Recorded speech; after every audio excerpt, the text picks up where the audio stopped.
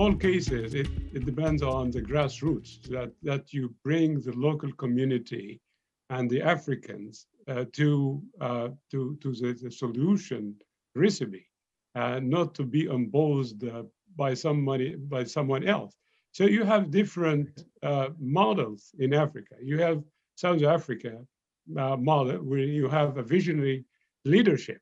So the entry point here, when you have a visionary leader with a democratic recipe, starting with reconciliation committees, and it was a very successful one. Or you can have the benevolent leader like Rwanda, for example. It works. Yeah, I'm very happy with this. Or you can have the Mogadishu and vis-a-vis Hargeisa or Somaliland. In Somaliland, the starting point, they started with the traders. They provided fund for making peace conferences, and with the elders played a role. So they brought, again, the hybrid solution. So it depends on your analysis of the conflict and the context itself. But in all these examples, you have the political will. So no point of entry will be successful without this political will among the stakeholders and the different party or the contended parties in the conflict situation. This is my comment on that.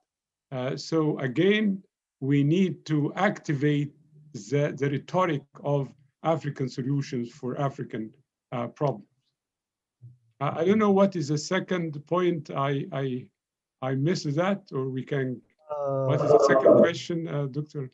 I was talking about how to protect civilians, because as I mentioned, there are dozens of ongoing war in Africa, and that's been directly affecting the women, children, and other vulnerable groups. And so this is a very problematic in African situation when you have the government itself as a party in the conflict. So take many cases like the Tigray, when you have regional power, governmental actors, they are in Tigray and they committed, massacres and atrocities against civilians.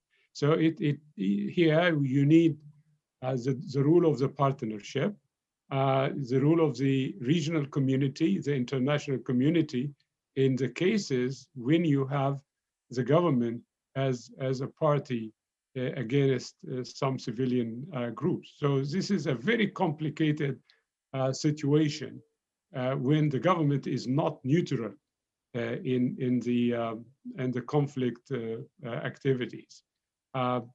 So I think it's irrelevant to what we are discussing here, institutions and partnership and the policies. So when we call for a hybrid approach, it doesn't mean that we are giving our back to the international, stakeholders or the regional stakeholders, but we need to give the priority to the local context. So the people on the ground, this is what we are calling for. But this will not be, achieved without assistance, as a guided assistance from outside.